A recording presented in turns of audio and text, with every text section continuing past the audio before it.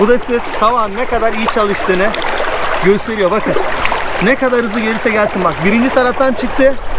Limon burada da var, burada da var. Görüyor musun? Nerede? Bak parmağımı takip et. Burada da var. Küçük var.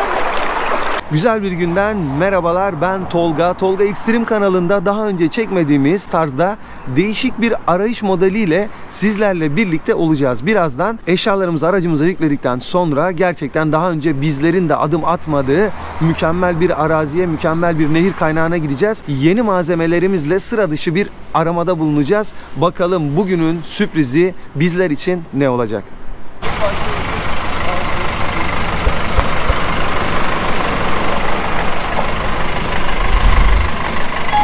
Evet arkadaşlar, şimdi malzemelerimizi yerleştirdikten sonra yolculuğumuz devam edecek. Yeni panlarımız arkadaşlar.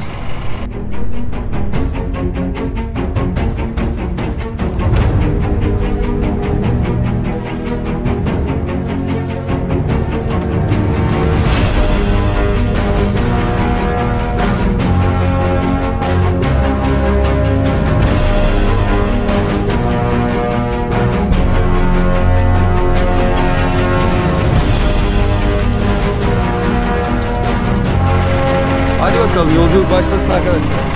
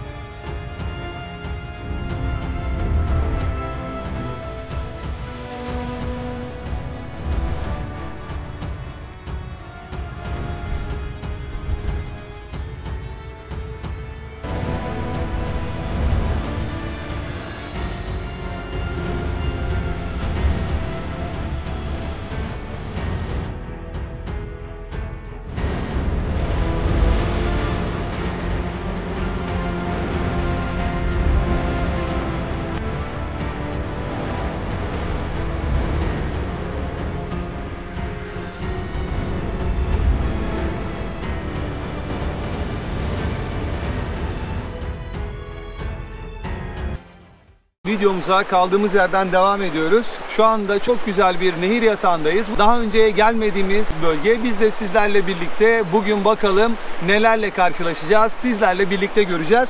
Buraya gelirken yanımızda getirdiğimiz malzemelerimiz, sağlam bir küreğimiz var arkadaşlar. Küreğimizin dışında arkadaşlar gördüğünüz gibi en son teknoloji çıkan savaklarımız. Bu savaklar arkadaşlar altın parçacıklarını küçük altın zerrelerine kadar çok iyi bir şekilde tutabilen malzemeler ve gördüğünüz gibi çok küçük ve çok kullanışlı bir şekle sahip.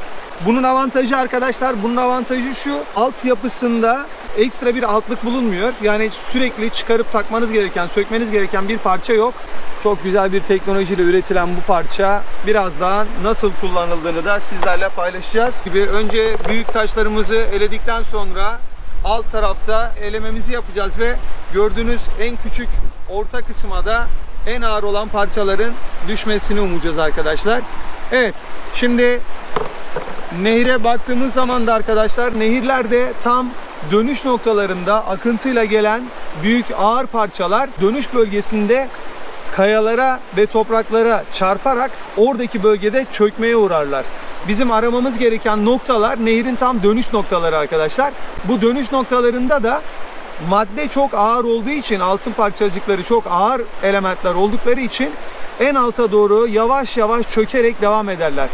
Bizim de aramamız gereken yer o üstteki kum, çakıl, toprak bölümünü tamamen kaldırdıktan sonra kayaya ne kadar yaklaşırsak, ana zemine ne kadar yaklaşırsak işte altınlara orada ulaşabiliriz. Şimdi önce biz kazı çalışmalarımıza başlayacağız. Nehrin sağ tarafındaki bölgede kazılarımızı yaptıktan sonra orada biriktireceğimiz alandaki toprakları toplayarak kablara biriktireceğiz. Daha önce getirdiğimiz helkeler var. Bunları da biriktireceğiz ve yavaş yavaş bununla elemenin de nasıl yapıldığını göreceksiniz. İkinci olarak gördüğünüz gibi diğer bir sistemde elemeyi gerçekleştireceğiz. En küçük altın parçalarına kadar savakta kalmasını sağlayacağız arkadaşlar.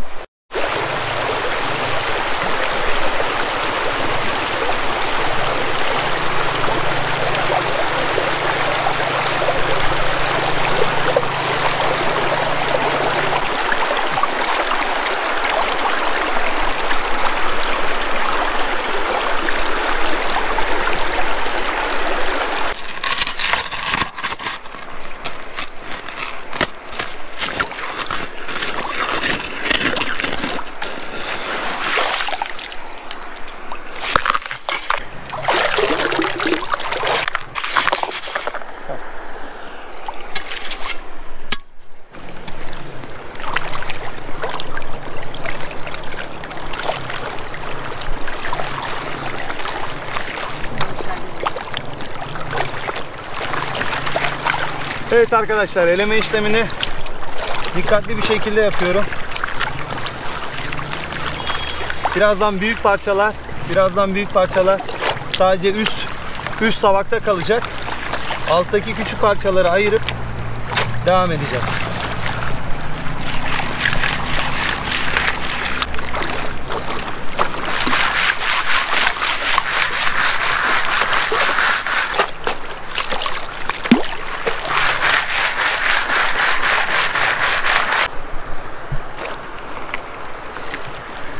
Evet, gördüğünüz gibi büyük parçaları yine görsel olarak bir bakıyoruz.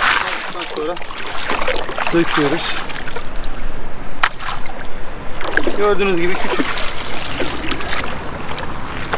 parçacıklar ve ağır parçacıklar bu savağın içinde kalıyor. Şimdi birazdan ağır parçaların hepsi bunun içinde kalacak. Bakalım en alt kısma düşen bir parça bulabilecek miyiz? Arkadaşlar yaklaşık sanırım bir 15 tane bu şekilde yaptık. Fakat hiçbirinde bir parça kalmadı. Ama yine de devam edeceğiz. Çünkü gittikçe daha derinlere iniyoruz. Daha derinlere indiğimizde de olasılığımız bu şekilde artıyor. Hafif parçalar zaten tavağınızın üstünden bu şekilde dökülecek. Hem çevirerek hem bu şekilde içine su alıp birden hızlıca altından çekerek hafif parçaların savaktan uzaklaşmasını sağlayabilirsiniz. Gördüğünüz gibi hafif olan parçalar gittikçe savaktan ayrılıyorlar.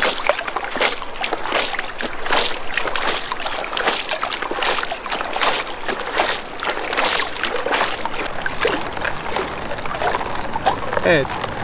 Gördüğünüz gibi taş parçaları da çok rahat bir şekilde ayrılıyor. Ortadaki demir sayesinde.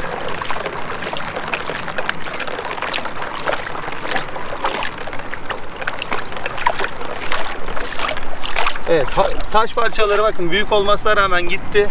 Artık altta ne kaldı arkadaşlar?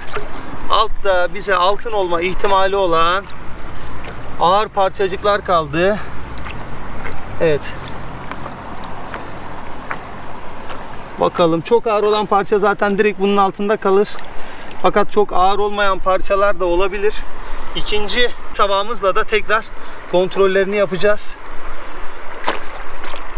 Şimdi yine hafif olan parçaları savaktan uzaklaştırıyoruz.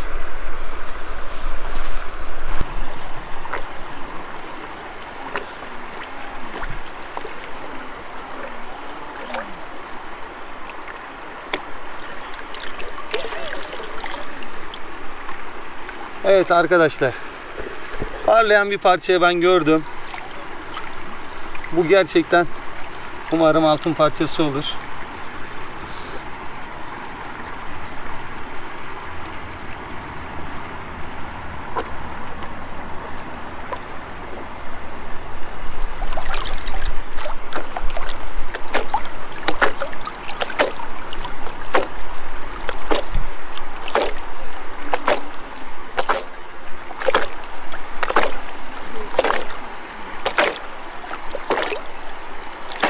Evet arkadaşlar.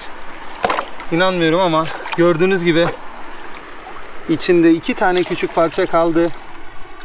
Gördüğünüz gibi diğer parçalar da gördüğünüz gibi pırıl pırıl. Bunlar da muhtemelen bunlar da parçacıklar, küçük parçacıklar. Bunları da atmayacağız. Çünkü en son dipte kalanlar gördüğünüz gibi ne yaparsak yapalım ayrılmadılar. Şu parçacıkları da bırakıyorum. Evet. Arkadaşlar şu parlaklığı görüyor musunuz?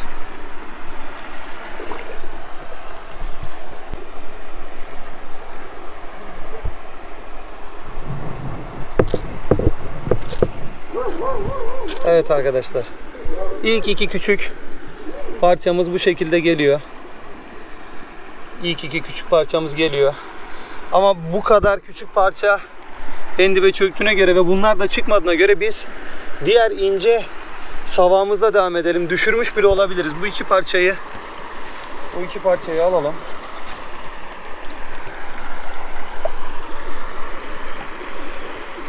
Bu iki parçayı alalım. Evet. Arkadaşlar yine küçük 1-2 parça bulduğumuz oldu. Bunların en sonunda arkadaşlar bulduğumuz toplam parçaların ne kadar olacağını göreceğiz. Arkadaşlar bu arada kullandığım ekipmanlarla ilgili merak edenler, aynı ekipmanlara sahip olmak isteyenler varsa da hemen videonun sonunda açıklama kısmından telefon numarasına, bu ürünleri getiren firmanın telefon numarasına ve internet adresine de ulaşabileceksiniz. Beni izlediğiniz için teşekkür ederim. Bugün burada kalmak zorundayız fakat şarjımız gerçekten bitti ve ben burada bu kadar zaman geçireceğimi planlamamıştım ama bu kadar parçalar ve tozlar çıkmaya başlayınca gerçekten şöyle 2 aşamalı süzgecimizi kullanacağız. İkisinden düşürdükten sonra diğer savağımızı alacağız. En küçük parçaları bile kaçırmadan yakalamak istiyoruz çünkü arkadaşlar. Toplam 3 parça şimdilik görünüyor. Şu parçaları bir anlar mısın? Nerede? Arkadaşlar görüyor musunuz? Bakın ne kadar hızlı akarsa aksın.